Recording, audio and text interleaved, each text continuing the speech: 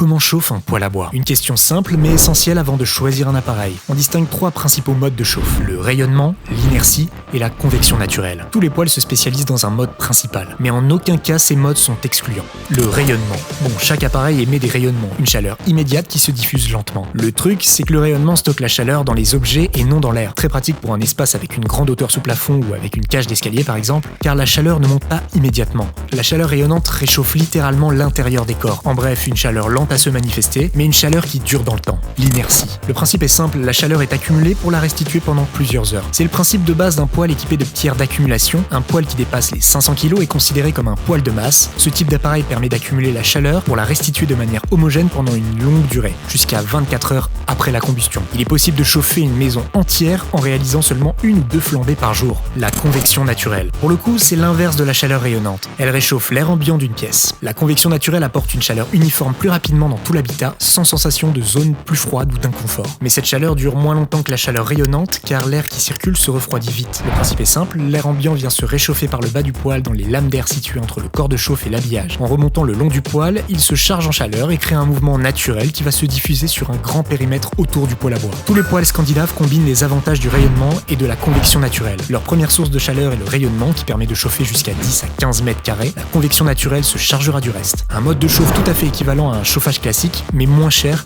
et plus agréable. 3 modes de chauffe différents, 3 modes de vie différents. Il n'y en a pas un moins bon que l'autre. À vous de trouver le vôtre.